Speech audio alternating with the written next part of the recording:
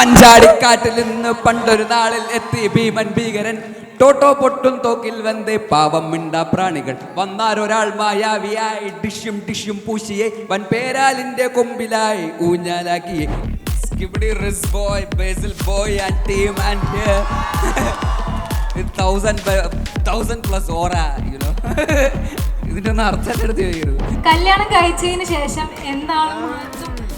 ഇത് ഇവര് തന്ന ക്വസ്റ്റ്യൻ എന്റെ ക്വസ്റ്റ്യൻ അല്ല കേട്ടോ. നിങ്ങൾ ഈ മൂവിയില് ഭയങ്കര ചെത്തായിട്ട് യോയോ ആയിട്ടുള്ള അങ്ങനത്തെ ക്യാരക്ടർ അല്ലേ? അല്ലേ? അങ്ങനെ അല്ലാന്നാണോ അത്? ആണെന്ന് നമുക്ക് തോന്നുന്നത് ട്രെയിലർ കണ്ടിട്ട്. ഇവനും ഞാനും ഒരുമിച്ച് പണ്ട് ഒരു സമാന്തര സിനിമയ്ക്ക് ഒരുമിച്ച് അഭിനയിക്കാൻ പോയവരാണ്. ആ സിനിമ ഇറങ്ങിയൊന്നുമില്ല, ഡയറക്ടറും ഞങ്ങളെ പറ്റിച്ചു, പ്രൊഡ്യൂസറും പറ്റിച്ച്, ആ പടവും ഇറങ്ങിയില്ല. പക്ഷെ ഇപ്പോഴും ഈ ബന്ധം ഇത് ചെയ്യുന്നുണ്ട്. ഹാപ്പിയല്ലേ? കഥ പറയുമ്പോഴത്തെ അവസ്ഥയായിരുന്നു, ഞങ്ങൾക്ക് ഓർമ്മ ഉണ്ടോന്ന് അറിയില്ല. ക്രിക്കറ്റിലെ ഹിറ്റ്മാൻ രോഹിത് ശർമ്മയും മലയാള സിനിമയിലെ ഹിറ്റ്മാൻ ബേസിൽ ജോസഫും ആണെന്നാണ് എല്ലാവരും പറയാറ്. അങ്ങനെയൊന്നുമില്ല, രോഹിത് ശർമ്മ ഇടയ്ക്കൊക്കെ ഡക്കാവാറുണ്ട്. ബേസിലേട്ടനോടാണ് ആ ഷൂ കൊടുക്കണ്ടോന്ന് അറിയാനായിരുന്നു. ഷൂ കച്ചവടം ഇറങ്ങി തരും. ഇതൊക്കെ ഭയങ്കര റീസെയിൽ വാല്യൂ ഉള്ള സാധനമാണ്, നിങ്ങൾക്ക് അറിഞ്ഞൂടാ. ഹലോ ബേസിലേട്ടാ. നറുക്ക് വീണിട്ടുണ്ട്. ഹലോ ഹായ് ഹായ് ഹായ് നമസ്കാരം. ക്രിക്കറ്റിലെ ഹിറ്റ്മാൻ രോഹിത് ശർമ്മയും മലയാള സിനിമയിലെ ഹിറ്റ്മാൻ ബേസിൽ ജോസഫും ആണെന്നാണ് എല്ലാവരും പറയാറ്. ഈ ഒരു കമ്പാരിസനെ പറ്റി എന്താണ് അഭിപ്രായം? അങ്ങനെയൊന്നുമില്ല, രോഹിത് ശർമ്മ ഇടയ്ക്കൊക്കെ ഡക്കാവാറുണ്ട്. അപ്പോൾ ഒന്നും പറയാൻ പറ്റില്ല, ഇതൊക്കെ എങ്ങനെയൊക്കെയാണ്, സിനിമയല്ലേ, ഇങ്ങനെയൊക്കെ തന്നെ പോകണം എന്നാണ് എൻ്റെ ഒരു ആഗ്രഹം. പക്ഷെ സിനിമ അങ്ങനെയൊക്കെയാണ്. പക്ഷെ സന്തോഷമുണ്ട്, എല്ലാവർക്കും സിനിമകൾ ഇഷ്ടപ്പെടുന്നു എന്നറിയുന്നതിൽ ഒരുപാട് സന്തോഷമുണ്ട്. എന്നും 6 അടിക്കാൻ പറ്റട്ടെ. Thank you so much. അടുത്ത ക്വസ്റ്റ്യൻ. ഹലോ ബേസിലേട്ടാ. ഹായ്, എൻ്റെ പേര് അനുരാഗ്. ഞാൻ അയ്യക്കോട് ഇൻഫോടെക്കിലാണ് വർക്ക് ചെയ്യുന്നത്. എൻ്റെ ചോദ്യം ഡയറക്ടറെ കുറിച്ചാണ്. അപ്പം ശിവപ്രസാദ് എന്നാണ് ഡയറക്ടറുടെ പേര്. ബേസിലേട്ടൻ വിനീതേട്ടൻ്റെ അടുത്തേക്ക് എത്തിയതിനൊരു പ്രോസസ്സ് ഉണ്ടായിരുന്നു. പ്രിയംവദ കാതരയാണോ ഷോർട്ട് ഫിലിം കണ്ട് ചെയ്തിട്ട് അങ്ങനെയായിരുന്നു എത്തുന്നത്. അതുപോലെ ഈ ശിവപ്രസാദ് എന്ന് പറഞ്ഞ ഡയറക്ടർ ബേസിലേട്ടൻ്റെ അടുത്തേക്ക് എങ്ങനെയാണ് അസിസ്റ്റൻ്റ് എത്തുന്നത്? ഇപ്പോൾ മിന്നൽ മുരളിയിൽ അസിസ്റ്റൻറ്റ് ഡയറക്ടർ ആയിരുന്നു പറഞ്ഞു. അപ്പോൾ ആ കഥ ഒന്ന് പറയാമോ? ശിവപ്രസാദും ഇതുപോലെ ഷോർട്ട് ഫിലിം ഒക്കെ ചെയ്തിട്ട് തന്നെയാണ് വരുന്നത്. ശിവപ്രസാദിൻ്റെ അപ്പൂപ്പൻ താടി എന്നൊക്കെ പറഞ്ഞ ഷോർട്ട് ഫിലിം ഒക്കെ നല്ല രസമുള്ള ഷോർട്ട് ഫിലിം ആയിരുന്നു. അപ്പൂപ്പൻ താടി, മഞ്ഞാന എന്നൊക്കെ പറഞ്ഞ ഷോർട്ട് ഫിലിംസ് ഒക്കെ ഉണ്ടായിരുന്നു.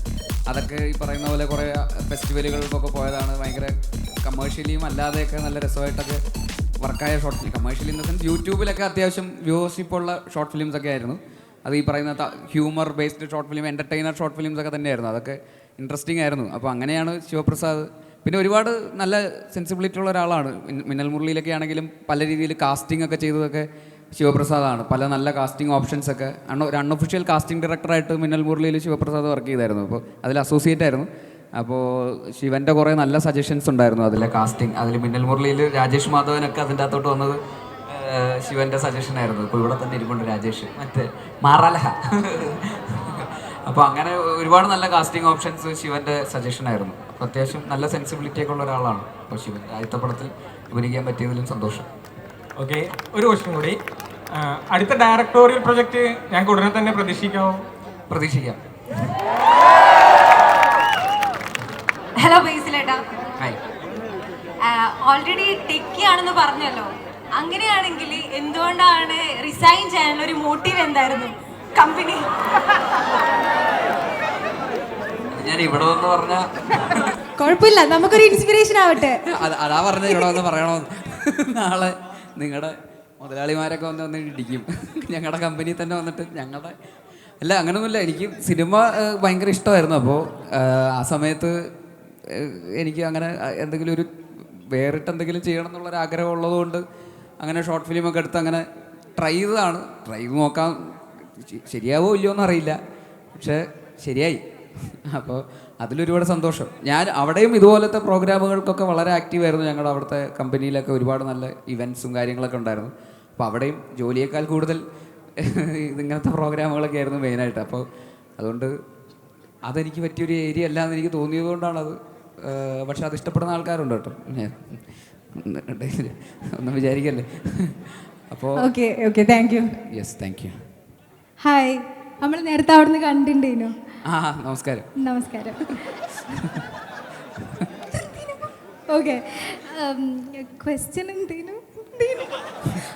ഞാൻ പറഞ്ഞു നിങ്ങൾ ഈ മൂവിയിൽ ഭയങ്കര ചെത്തായിട്ട് യോയോ ആയിട്ടുള്ള അങ്ങനത്തെ ക്യാരക്ടർ അല്ലേ? പക്ഷെ ശരിക്കും റിയൽ ലൈഫില് അല്ലേ? അങ്ങനെ അല്ലാന്നാണോ അത്? ആണെന്നാ നമുക്ക് തോന്നുന്നത് ട്രെയിലർ കണ്ടിട്ട്.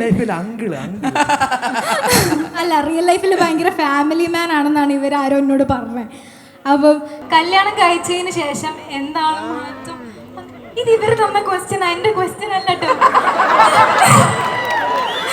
ഞാൻ നല്ല ക്വസ്റ്റ്യൻ ചോദിക്കാം. ഫേവറേറ്റ് കണ്ടന്റ് ക്രിയേറ്റർ ആരാ? എന്റെ പേര് Beevi, I am a content creator. Okay, അങ്ങനെ അതിപ്പോ ഞാൻ പറയണോ? അന്നാ ഞാനത് പറയില്ല. ഇല്ല, അത് മാത്രം ഞാൻ പറയാം. കണ്ടന്റ് കണ്ടിട്ട് പറഞ്ഞാലും മതി. അത് ഞാൻ നോക്കാം. പാത്തു എല്ലായിടത്തും പരിപാടി അവതരിപ്പിക്കുമ്പോ ഇങ്ങനെയാ ഫൈനലി അല്ലേ Pathu? Thank you. Okay, thank you. അപ്പം മരണമാസം എന്ന മൂവി എല്ലാ ഓഡിയൻസിനെയും കേറ്റർ ചെയ്യുന്നുണ്ട്. അതായത് ജെൻസിനെയും എല്ലാ ഓഡിയൻസിനെയും ടാർഗറ്റ് ചെയ്യുന്നുണ്ട്. അപ്പോൾ ജെൻസിയിലോട്ട് സ്കിബിഡി ഭാഷയിലൂടെ അല്ലെങ്കിൽ ജെൻസി ഭാഷയിലൂടെ എങ്ങനെയാണ് പ്രൊമോട്ട് ചെയ്യുക ഈ മൂവിനെ? Skibidi Riz boy, Basil boy and team and here with 1000+ aura, you know. ബാക്കി എനിക്കറിഞ്ഞൂടാ. ഭയങ്കര റിസാണ് ആക്ച്വലി. അതുകൊണ്ട് വിത്ത് റോക്ക് ദ വേൾഡ് ഗ്യാറ്റ്സ്. ഇതിൻ്റെ ഒന്നും അർത്ഥം എൻ്റെ അടുത്ത് ചോദിക്കരുത്. ഇവിടെ ഒരാളോട് ചോദിക്കാം, കമോൺ. ഹായ്, ജോമോനാണോ? ജോമോനോടോ? ആ ബ്രോ, അത് ഒരു വർഷം മുമ്പ് പടം ഏഷ്യാനെറ്റിലൊക്കെ വന്ന് ഇത് ട്രെൻഡ് പോയില്ലേ?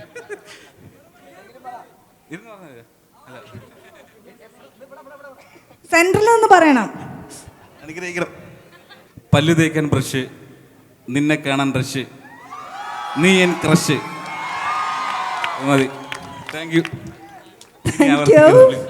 ബേസിലേട്ടാ എവിടെ? ഇവിടെ ഞാൻ തന്നെ. ആ hi, hello.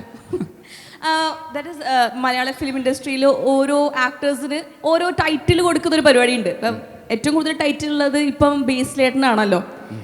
Monthly star, family star, weekly star, പിന്നെ സ്വന്തമായിട്ടൊരു യൂണിവേഴ്സ് ഉണ്ട്. അങ്ങനെയൊക്കെ മൊത്തത്തിൽ കുറേ സ്റ്റാർ ടൈറ്റിലുള്ള ആളാണ്. അപ്പം എനിക്ക് എന്നെ തന്നെ വിളിക്കാൻ ഏത് ടൈറ്റിലാണ് ഇഷ്ടം? അങ്ങനെ ബേസിലേട്ടന് ഇഷ്ടമുള്ള ടൈറ്റിൽ ഓഫ് അതെന്താണ് ടൈറ്റിൽ? ഇല്ല, അങ്ങനൊന്നുമില്ല. എനിക്ക് അങ്ങനെ ടൈറ്റിലൊന്നും ആവശ്യമില്ല. ഇത് ഇവന് വേറൊരു ടൈറ്റിലുണ്ട്. ഞാൻ മാത്രമല്ല, ഇവനുണ്ട്. പ്രചണ്ഡ നായകൻ എന്നാണ് അവനെ തന്നെ വിളിക്കുന്നത്. എന്ത് കണ്ടിട്ടാണെന്ന് എനിക്കറിഞ്ഞൂടാ. സിജേട്ടാ എന്തോ ഹലോ പറഞ്ഞാണ്ട്. ഓക്കെ, സിജേട്ടന് ആക്ച്വലി എനിക്ക് ഫീൽ ചെയ്യുന്ന കാര്യമായിട്ട് ഞാൻ പറഞ്ഞത്, ഒരു ബോയ് നെക്സ്റ്റ് ഡോർ ഇമേജ് ആണ് സിജേട്ടന്. കുറച്ച് എന്താ മനസ്സിലായില്ല? എന്താണ്? എന്താ ഒരു ബോയ് നെക്സ്റ്റ് ഡോർ ഇമേജ്, നമ്മുടെ സ്വന്തം വീട്ടില് അല്ലെങ്കിൽ തൊട്ടപ്പുറത്തെ വീട്ടില്, അങ്ങനെ ഉദ്ദേശിച്ചത് മനസ്സിലായോ? ഈ ഒരു ഫിലിമിന്റെ ടൈറ്റിൽ പോലെ ഞാൻ ഈ മരണമാസ് എന്ന് പറയുന്നുണ്ടല്ലോ. അപ്പോൾ ലൈഫിൽ ഞാൻ ചെയ്തൊരു കാര്യം ഭയങ്കര മരണമാസ് ചെയ്തത് എന്ന് പറയാൻ പറ്റിയൊരു കാര്യം എന്താണ്? ഞാൻ ഇതിന്റെ സ്ക്രിപ്റ്റ് എഴുതിയത്. ഓ, കാരണം നമ്മൾ സിനിമയിൽ അഭിനയിക്കണം എന്നായിരുന്നു ആദ്യത്തെ ആഗ്രഹം. ആദ്യം റീൽസുകൾ ചെയ്ത് സിനിമയിലെത്തി. അതിനുശേഷം പിന്നെ ഒരു സ്ക്രിപ്റ്റ് എഴുതുക എന്നുള്ളത് പണ്ടൊക്കെ ചെറിയ നമ്മൾ സ്വന്തമായിട്ടിരുന്ന 30 സെക്കൻഡിൽ ഉപരി ഒരു സിനിമ 2.5 മണിക്കൂർ ആൾക്കാർക്ക് വേണ്ടി എഴുതുക എന്നുള്ളത് അടുത്തൊരു ഇതാണല്ലോ. അത് എഴുതിയപ്പോഴത്തേക്കിനും എന്തോക്കെ അച്ചീവ് ചെയ്തു. അത് ഇവിടം വരെയൊക്കെ എത്തി നിൽക്കുന്നു കണ്ടതുകൊണ്ട് ഭയങ്കര സന്തോഷം. അടിപൊളി അടിപൊളി. ബേസിലേട്ടാ എടാ നീ വാ, നീ വാ, കയറുക. ഇവനും ഞാനും ഒരുമിച്ച് പണ്ട് ഒരു സമാന്തര സിനിമയ്ക്ക് ഒരുമിച്ച് അഭിനയിക്കാൻ പോയവരാണ്. ആ സിനിമ ഇറങ്ങിയൊന്നുമില്ല, ഡയറക്ടറും ഞങ്ങളെ പറ്റിച്ചു, പ്രൊഡ്യൂസറും പറ്റിച്ച്, ആ പടവും ഇറങ്ങിയില്ല. പക്ഷെ ഇപ്പോഴും ഈ ബന്ധം ചെയ്യുന്നുണ്ട്. ഹാപ്പി അല്ലേ? കഥ പറയുമ്പോഴത്തെ അവസ്ഥയായിരുന്നു. ഞമ്മൾക്ക് ഓർമ്മ ഉണ്ടോ എന്ന് അറിയില്ല.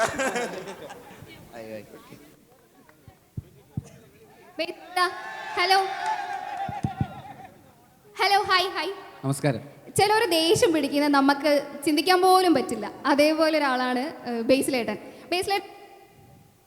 സാധാരണ ബേസിലേട്ടൻ ചൂടാവുമ്പോൾ ബേസിലേട്ടൻ എങ്ങനെയായിരിക്കും പൊട്ടിത്തെറിക്കുന്നൊക്കെ അറിയാനൊരു ആഗ്രഹം.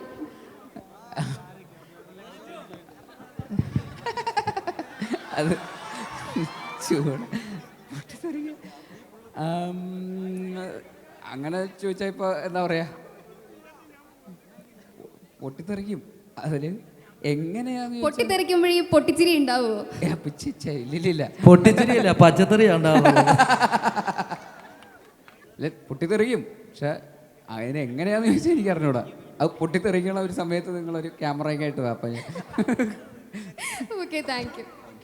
ഹലോ സീച്ചേട്ടാണ് എന്തോ കല്യാണം മുടക്കുന്ന കുടുംബക്കാരെയും നാട്ടുകാരെയൊക്കെ പ്രതിപാദിക്കുന്നുണ്ട്. അത് റിയൽ ലൈഫിൽ ഞാൻ കല്യാണം കഴിച്ചിട്ടില്ല, അതാ ചോദിച്ചത്, മുടങ്ങിയിട്ടുണ്ടോ? ഇല്ല, ഞാനിനി അങ്ങനെ ഒരു ഘട്ടത്തിലേക്ക് കടക്കുമ്പോൾ ആരെങ്കിലും മുടക്കുവാണെങ്കിൽ ഇടിച്ചിരിക്കും, ഉറപ്പാണ്. പ്രായമായി തുടങ്ങി. അപ്പോൾ ഇനി അങ്ങനെ ഒരു സന്ദർഭം വരുവാണെങ്കിൽ ഇടിക്കുക തന്നെ ചെയ്യും. എന്നോടാണ് സിജു 2015-16 കാലഘട്ടങ്ങളിൽ ICUവിൽ നമ്മളൊക്കെ ഒരുമിച്ച് ട്രോളിട്ടുണ്ട്. ഓ അടിപൊളി. അപ്പോൾ ഞാൻ ഇവിടെ നിൽക്കുന്നു, നിങ്ങൾ അവിടെ നിൽക്കുന്നു. അപ്പോൾ എങ്ങനെ തോന്നുന്നു ആ ഒരു ജേണി? ICUവിൽ ആദ്യം മീമി ട്രോളിട്ട്, പിന്നെ ചെറിയ ഷോർട്ട് വീഡിയോസ്, സ്വന്തമായിട്ട് എന്തൊക്കെയോ പറഞ്ഞ് കുറേ വീഡിയോ ഒക്കെ ഇട്ടിട്ട്, അത് കഴിഞ്ഞ് ഫസ്റ്റ് സിനിമ, ഈ ഒരു അവസ്ഥയിൽ എന്ത് ഫീൽ ചെയ്യുന്നു? സ്വന്തമായിട്ട് എന്തൊക്കെയോ പറഞ്ഞതുകൊണ്ടാണ് ഇന്നിവിടെ നിൽക്കാൻ പറ്റിയെന്ന് കരുതുന്നു. അല്ല, നമ്മൾ ആദ്യ സമയത്ത് ഈ തൊഴിൽ രഹിതൻ എന്ന് പറഞ്ഞൊരവസ്ഥ നിൽക്കുകയാണല്ലോ.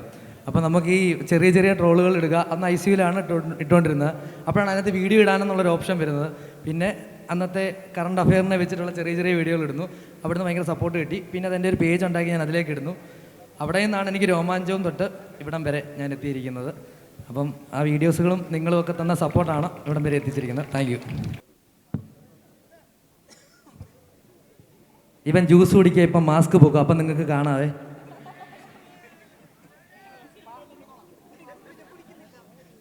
ബേസിലേട്ടനോടാണ് ആ ഷൂ കൊടുക്കണ്ടോന്ന് അറിയാനായിരുന്നു. ഇവിടെ ഇവിടെ ഇവിടെ ആ ഷൂ കൊടുക്കണ്ടോന്ന് അറിയാനായിരുന്നു. ഷൂ കച്ചവടം ഇറങ്ങിയതായിരുന്നു. തരും നമുക്ക്. എത്ര എത്ര ചോദിക്കും? അതൊക്കെ ഷൂവിൻ്റെ, നിനക്ക് ഇതിനെക്കുറിച്ച് എത്ര അറിയുമെന്ന് നോക്കിയിട്ട് ഞാൻ എത്ര തരുമെന്ന് നോക്കിയിട്ട് നമുക്ക് തീരുമാനിക്കാം. എൻ്റെ ഷൂ ഇവനൊരു ഷൂ കച്ചവടമാക്കി മാറ്റിയിട്ടുണ്ട്. ഇവൻ ഇതിനെക്കുറിച്ച് അറിഞ്ഞുകൂടാ. ഇവനാണ് അത് ഇൻ്റർവ്യൂവിലൊക്കെ വന്നിരുന്നിട്ട് ഞാൻ ഒരു ഷൂ കച്ചവടക്കാരനാണെന്നുള്ള രീതിയിൽ മാറ്റിയത്. അതിൻ്റെ വീഡിയോ ഞങ്ങളുടെ തെളിവായിട്ട് വെച്ചിട്ടുണ്ട്. അതൊരു ദിവസം നിങ്ങൾക്ക് കാണാൻ പറ്റും. അത് ഉറപ്പായിട്ടും ഞാൻ പുറത്തു വിട്ടിരിക്കും. ഇതൊക്കെ ഭയങ്കര ഭയങ്കര റീസെയിൽ വാല്യൂ ഉള്ള സാധനമാണ്. നിങ്ങൾക്ക് അറിഞ്ഞൂടാ. ബേസിലേട്ടാ, ഹായ്. നിങ്ങൾ ഡിഗ്രി പഠിച്ച് CET-ലാണെന്നറിയാം. തിരുവനന്തപുരത്തെ പറ്റിയ രണ്ട് നല്ലൊരു വാക്ക്, നാട് കട്ടക്ക് മിസ്സിങ്. അതുകൊണ്ട് നല്ല രണ്ട് വാക്ക് തിരുവനന്തപുരത്ത് യൂസ് ചെയ്തിട്ട്, തിരുവനന്തപുരത്തിനെ പറ്റി രണ്ട് നല്ല വാക്ക്. തിരുവനന്തപുരം നാട് മിസ്സിങ് ഭയങ്കര ആണോ? എന്നാ വീട്ടിൽ പോ, എന്തിനാ ലീവില്ലേ? തിരുവനന്തപുരം ഈ പറയുന്ന പോലെ ഞാൻ കോളേജൊക്കെ പഠിച്ചത് തിരുവനന്തപുരത്താണ്. അപ്പോൾ ലൈക്ക് സ്കൂൾ വരെ വീട്ടിൽ മറ്റേ അച്ഛൻ്റെ അമ്മേൻ്റെ ഒക്കെ നല്ല സംരക്ഷണത്തിൽ വളർന്നിട്ട് പെട്ടെന്ന് വീട്ടിൽ നിന്ന് ആദ്യമായിട്ട് മാറിയിരിക്കുന്നത് തിരുവനന്തപുരത്താണ്. അപ്പോൾ ആ ഒരു ഇത് എപ്പോഴും എന്നെ എന്താ ജീവിതം പഠിപ്പിച്ചത് തിരുവനന്തപുരമാണ്. കോളേജ് അവിടെയായിരുന്നു, ജോലി ചെയ്ത് ഇതുപോലെ ടെക്നോ പാർക്കിലായിരുന്നു 2 വർഷം. അപ്പോൾ തിരുവനന്തപുരത്ത് പോയിട്ടാണ് എല്ലാ അലമ്പും പഠിച്ചത്. Thank you. എന്ത് വേണം ഇതിലധികം തിരുവനന്തപുരത്തെ കുറിച്ച്? Thank you. അപ്പോൾ കഴിഞ്ഞില്ലേ? കഴിഞ്ഞില്ലേ? ഇല്ല, ഒന്നുകൂടെ ഉണ്ട്. എവിടെയെങ്കിലും എവിടെയാണത്? അവിടെ അവിടെ എവിടെ? Okay okay. ബേസിലേട്ടൻ തിരയിൽ വിനീത് ശ്രീനിവാസേട്ടനോട് അസിസ്റ്റ് ചെയ്ത പോലെ. വിനീത് ശ്രീനിവാസേട്ടനോ? അതൊരു ഫ്ലോയിലൊക്കെ വന്ന് തോന്നാം. അപ്പോൾ അതുപോലെ അസിസ്റ്റ് ചെയ്യണമെന്നുണ്ടെങ്കിൽ എങ്ങനത്തെ ടൈപ്പ് സ്റ്റോറി ആയിട്ട് ഞാൻ വരികയാണെന്നുണ്ടെങ്കിൽ എങ്ങനെ അപ്രോച്ച് ചെയ്യണം? കോമഡി ആണോ, ഹൊററാണോ, അല്ലെങ്കിൽ ത്രില്ലർ, സൈക്കോപാത്ത്, അങ്ങനെ ഏതെങ്കിലും വന്നു കഴിഞ്ഞാൽ? സൈക്കോപാത്തായിട്ട് വന്നാൽ ഞാൻ അടുപ്പിക്കില്ല. അപ്പോൾ ഞാൻ ഇപ്പോൾ ബേസിലേട്ടനെ ഒന്ന് അസിസ്റ്റ് ചെയ്യണമെന്ന് വിചാരിക്കുക. സംഭവം നടക്കൂല, എന്നാലും അസിസ്റ്റ് ചെയ്യണമെന്ന് വിചാരിക്കുക. എങ്ങനത്തെ ടൈപ്പ് സ്ക്രിപ്റ്റ് ആയിട്ട് വന്നു കഴിഞ്ഞാൽ? അല്ല, അങ്ങനെ ഇന്ന ടൈപ്പ് ഒന്നുമില്ല, നല്ലതായാൽ മതി. അതിൽ ഇന്ന ജോണർ എന്നുള്ള രീതിയിലൊന്നുമില്ല. കോമഡി ആണോ അതോ? അതാ പറഞ്ഞു, അങ്ങനൊന്നുമില്ല. ഏത് വന്നു കഴിഞ്ഞാലും പിന്നെന്താ, തീർച്ചയായിട്ടും അങ്ങനെ നന്നായി ചെയ്യാൻ പറ്റട്ടെ. All the best. അല്ല, ഞാൻ പണ്ട് ഇൻസ്റ്റാഗ്രാമിൽ മെസ്സേജ് അയച്ചിട്ടുണ്ടായിരുന്നു. അത് ചോദിച്ചേ. സോറി, ഞാൻ കണ്ടിട്ടില്ല, അതുകൊണ്ടല്ല. മെസ്സേജ് അയച്ചാൽ ആവാൻ പറ്റണമെന്നില്ല. ഇതുപോലെ എന്തെങ്കിലും എന്നാ എഴുതിയിട്ട് കാണാം. എഴുതിയിട്ടില്ല, എഴുതണോ വേണ്ടയോ എന്ന് അറിയാൻ വേണ്ടി ചോദിച്ചതാണ്. അപ്പൊ കുഴപ്പമില്ല, എഴുതി നോക്കൂ. ഇഷ്ടമുള്ള ഏതാന്ന് നോക്കിയിട്ട് എഴുതും. ഹായ് ബേസ്ലൈറ്റാ. ഹായ്, നമസ്കാരം. Good evening. എനിക്ക് ചോദിക്കാനുള്ളത്, ചേട്ടാ ജാനേമൻ മൂവി ചെയ്യുമ്പോൾ കാനഡയിൽ പോയിട്ടൊക്കെ അല്ലേ ഷൂട്ട് ചെയ്യുന്നത്? ഞാൻ കുറച്ച് നാൾ കാനഡയിലായിരുന്നു. അപ്പോൾ ഞാൻ ആ സിനിമ ഇറങ്ങിയ സമയത്ത് എനിക്കത് ഭയങ്കര റിലേറ്റബിൾ ആയിരുന്നു. അപ്പോൾ എന്തായാലും ലൈക്ക് അതുപോലൊരു സ്ഥലത്തായിരിക്കുമല്ലോ ആ മൂവി. അതുപോലത്തെ ഒരു സ്ഥലത്താണ്. ഓക്കെ, അതിന്റെ എക്സ്പീരിയൻസ് എന്തായിരുന്നു എന്ന് വെച്ചാൽ ആ മൂവിയിൽ ആ ക്യാരക്ടറായിട്ട് പ്ലേ ചെയ്തപ്പോഴത്തേക്കും ചേട്ടൻ ആ കാനഡയിൽ താമസിക്കുന്ന ആ മൈഗ്രേറ്റ് ചെയ്ത് പോയ ആൾക്കാരുടെ, നാട് മിസ് ചെയ്യുന്ന ആൾക്കാരുടെ ഒരു ഫീലിംഗ് നന്നായിട്ട് തോന്നിക്കാണുമല്ലോ. അല്ല, എനിക്ക് കാനഡയുടെ ഒരു ഫീലിംഗ് എനിക്ക് കിട്ടിയിട്ടില്ല. അത് കാനഡയിലല്ല ഷൂട്ട് ചെയ്തത്, അതുകൊണ്ട് എനിക്ക് അറിഞ്ഞൂടാ. പക്ഷേ ഈ പറയുന്ന മഞ്ഞ് എന്ന് പറയുന്ന ഒരു ഫാക്ടർ ഉണ്ടല്ലോ, അതായത് നമ്മൾ ഈ ഫോട്ടോയിലും വീഡിയോയിലും കാണുന്ന രസമൊന്നും അവിടെ ചെല്ലുമ്പോൾ ഉണ്ടാവില്ല.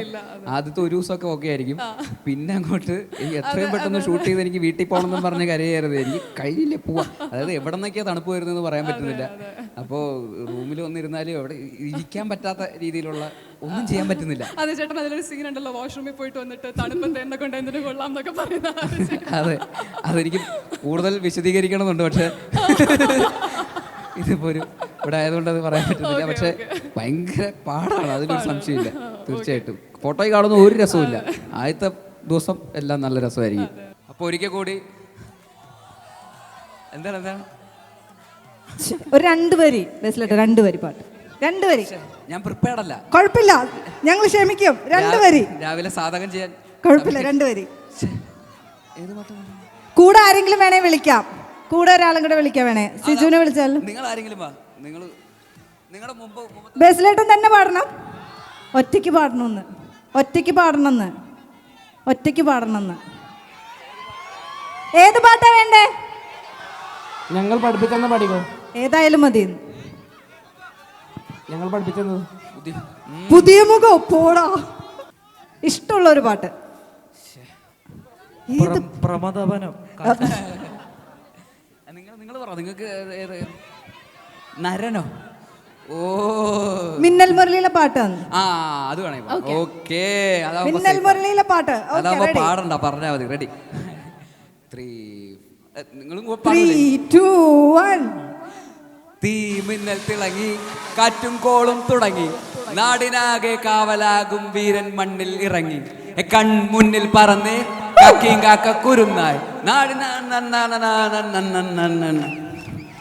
മഞ്ചാടിക്കാട്ടിൽ നിന്ന് പണ്ടൊരു നാളിൽ എത്തി ഭീമൻ ഭീകരൻ, ടോട്ടോ പൊട്ടും തോക്കിൽ വന്നേ പാവം മിണ്ട പ്രാണികൾ, വന്നാരൊരാൾ മായാവിയായി ഡിഷ്യും ഡിഷ്യും പൂശിയെ, വൻ പേരാലിന്റെ കൊമ്പിലായി ഊഞ്ഞാലാക്കിയെ, ഈ ഭൂമി കുലുങ്ങി നടുങ്ങി കറങ്ങിയിടുന്നു ചുറ്റും ചിറകിൽ, ഇരുട്ടിൽ മിനുങ്ങും മിന്നാമിന്നുകൾ, ആവേശം ഇരമ്പി തുളുമ്പി നുറുങ്ങിയിടുന്നു എല്ലും പതലും, തമ്പുരാനും കൊമ്പനാനും ഓടിത്തൊള്ളിയെ പപ്പപ്പവാ പപ്പപ്പവാ പപ്പപ്പവാ പപ്പപ്പവാ പപ്പപ്പവാ പപ്പപ്പവാ പപ്പപ്പവാ പപ്പപ്പവാ.